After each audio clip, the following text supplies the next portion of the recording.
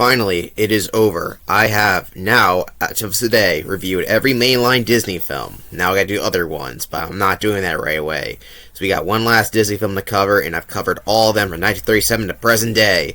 Yahoo! Or should I say Chee-hoo? Is that how you say it? Chee-hoo? I don't really know. I don't really say catchphrases. I guess I do have catchphrases, but not really. Who knows? Moana 2 is the latest Disney film, the sequel to the critically acclaimed and very successful animated film of, well, the same name. And is, of course, part of the trend of this new Disney era where everything is a sequel because they really like making money. But that is okay as long as the sequels are good and respect the original film, and Moana 2 kind of does it. When this movie came out, there was a lot of hate around it, and I can kind of see why, but at the same time, I don't really hate it. I kind of like it. It's not bad. Part of the hatred is from the production history. As most people know, this was not supposed to be a film.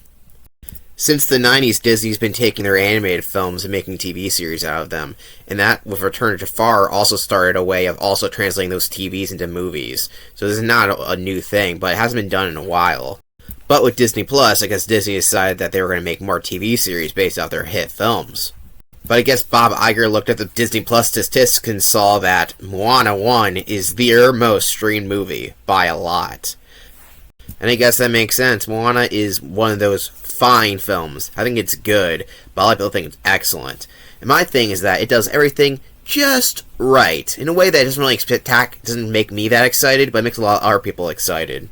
Moana 1 was good at just appeasing everybody, but for me it was one of those things where I feel like it didn't really take many risks.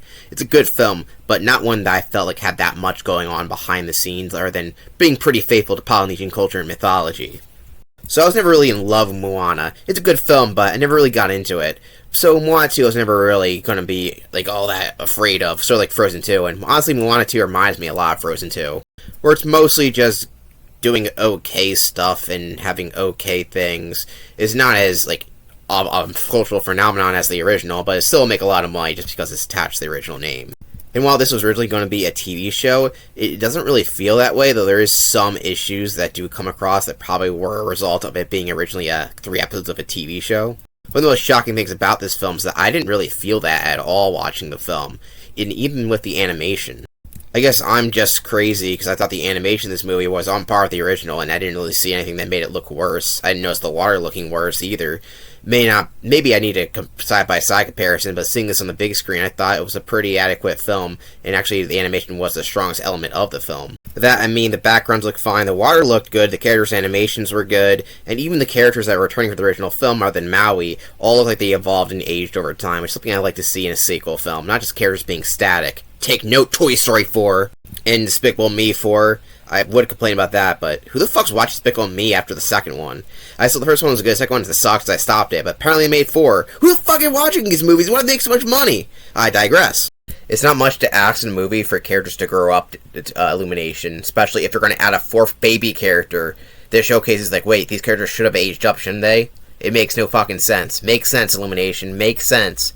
You made the Mario movie, and that's about it. So because I thought this movie was going to be a complete disaster, I came out here thinking that it wasn't bad. Then I thought about it, and I was like, it's just okay. I dropped it down by a point. Even though I knew that was probably going to happen, it happened the very next day. Moana 2 doesn't have a bad concept, the execution is kind of weak.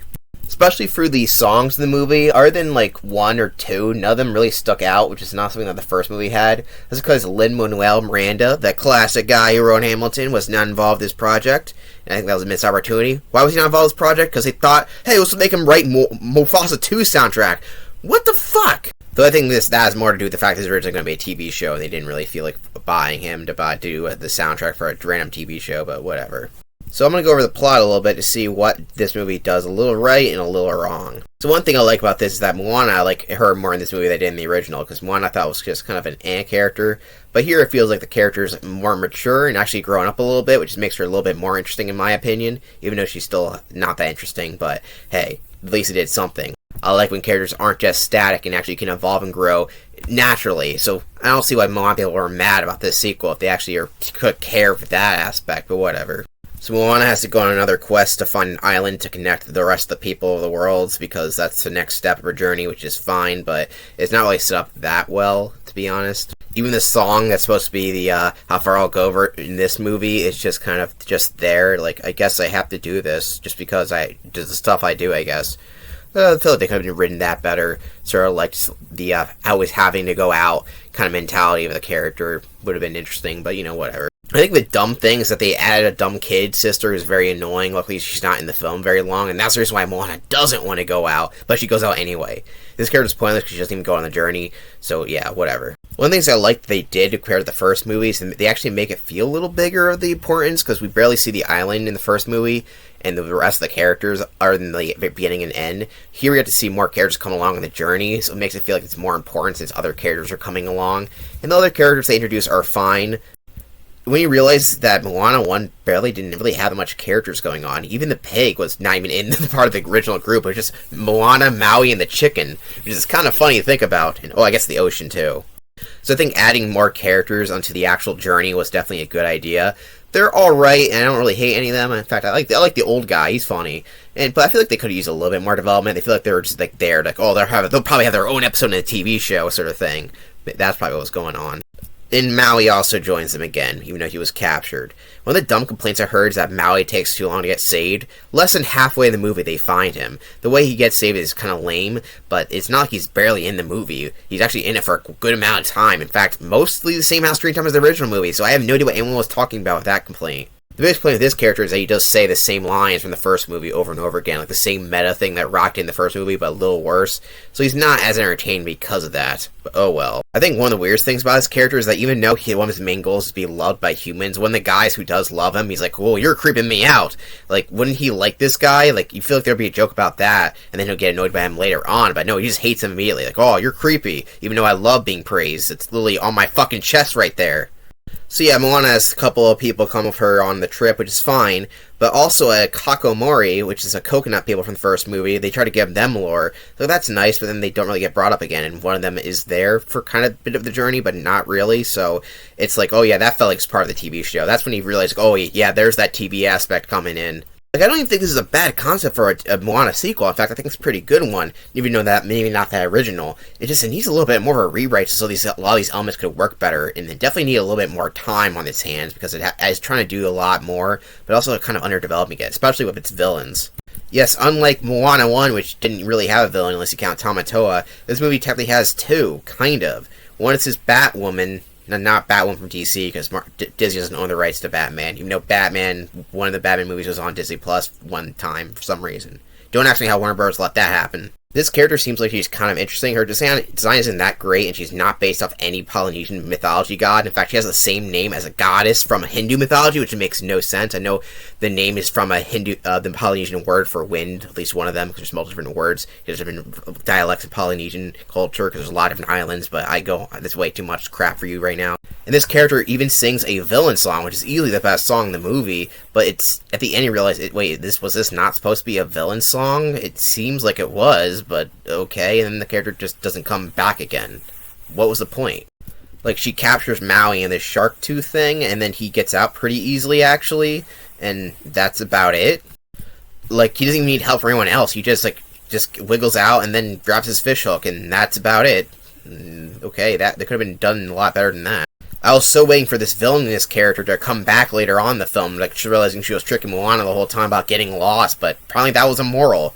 Very confusing, and we don't know the backstory between her and Maui or why she was trapped in this giant clam to begin with. Because the main villain guy who's set up at the very end he kind of has a lame-ass design, by the way. He just shoots lightning at Tamatoa randomly appears at the very end of the movie, and that's it.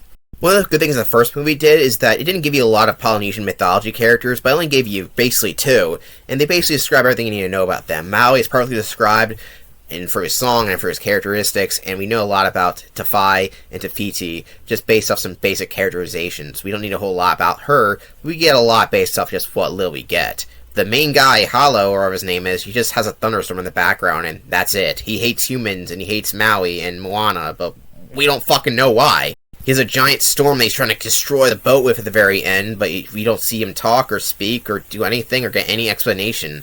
It just kind of left up like, oh, well, I guess we'll have to figure that out for the sequel, which I guess there's going to be a sequel. That's fine, I guess. This was treated like a part 1 or 2, but it really isn't. And that's when you realize, oh yeah, this is part of the TV show. Also, guess what? This guy isn't even from mythology. He's not even from Polynesian mythology. They made him up.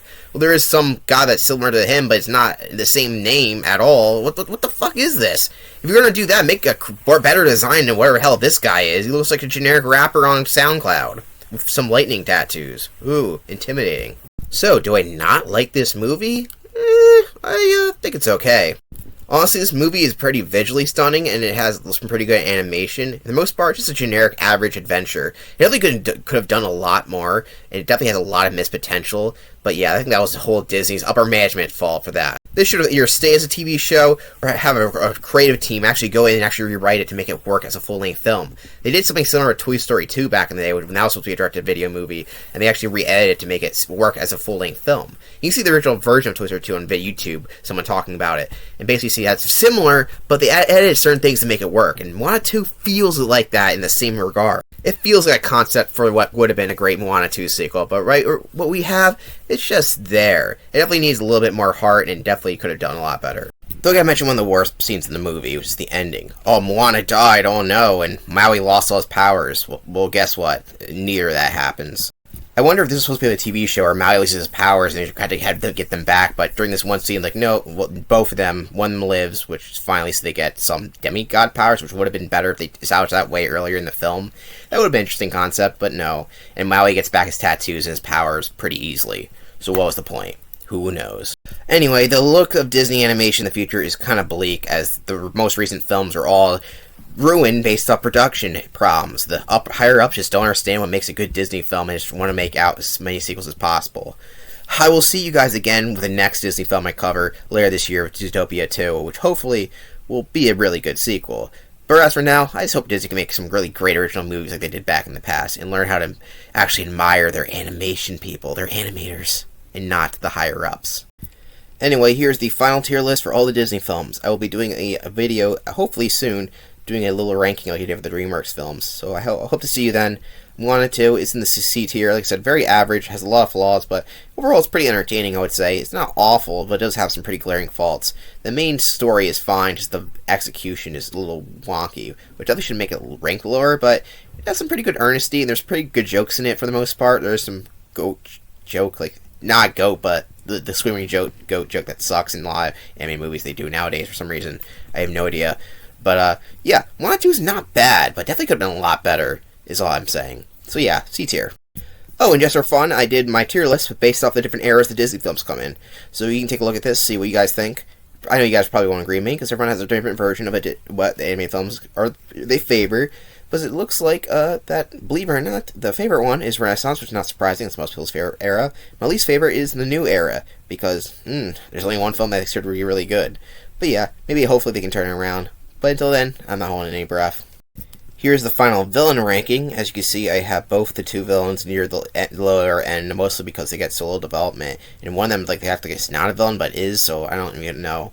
Like I said, it feels like they were made up for sequel fodder in television, extra television episodes, and not a full-length movie, which is kind of a problem. So yeah, they're down there. I raked Bat Lady above the Lightning Guy because, for obvious reasons, she got more screen time and it has a pretty good song. And let's get into the songs while we're at it. Moana 2 features a lot of these, I guess, I don't know what you call them exactly, but the songs that are in Polynesian language, a lot of them repeated from the first movie, so I didn't really count any of those, because I did that the first time. So yeah, most of these are going to be original, and there's not a whole lot of original songs in the movie compared to the Moana 1, or at least the original. And most of them are just okay, and there's none of them that really struck me as bad. A lot of them are pretty forgettable, which, I don't know what's worse to you. I rather have a forgettable song, because for some reason, a bad music really gets on my nerves. It's a me thing. So I'd rather have something that's forgettable. We're back. Well, we're back. That's about it. It introduces some of the side characters, and that's about it. Other than that, nothing interesting about it. What could be better than this? It's just okay. There's a rap verse that's trying to be Lin-Manuel Miranda style, but doesn't really work that well. It's just, not bad, but definitely could have been better. And Beyond is a song that feels like it really wants to be a good I Want song, but just copying How Far I'll Go, but more somber, which I wouldn't mind, but just, it's almost there, but it's not almost there. The Almost There is a better song. And I forgot there's a Disney song called Almost There. The Maui song is actually in the B tier, believe it or not. I don't know why. The Rock can't sing, but they give him good song sequences, and the animation in this sequence is great. It does that 2D style, kind of, like in the first movie. It's a nice motivational song. It sees that the relationship between him and Moana has grown, which is one of the reasons I don't dislike Moana 2, is I feel like the characters are than Maui a little bit, but most of the part have grown a little bit. The pig's got a fang, Moana feels more like a more mature character. I like that aspect of the film. I know not everyone else is going to like it, but I think it's just perfectly fine. It's not great, but it's not all horrible. So yeah, can I get a chee-hoo? Yeah, it's a fine song. I don't know why I'm doing this voice. I just want to get this over with. And finally, in the A tier, we got Get Lost, which would have been a great song if it was more villainous, and the character did... It wouldn't have been an S tier song, to be honest, if the character got better development, but as it is, it's fine. It's perfectly fine. And yeah, that's it. Thank you for watching the series. This is my first time going for all the Disney films. It's my first time watching one of the films, but other than that, this is the end of the marathon. Thank you for watching, and I will be updating this every time they make a new Disney film, so keep tuned for that. And until then, well, watch the good Disney films. I'll see more of my rankings in the very end. And thank you for watching, and stay tuned for more, because I got more crap coming to you.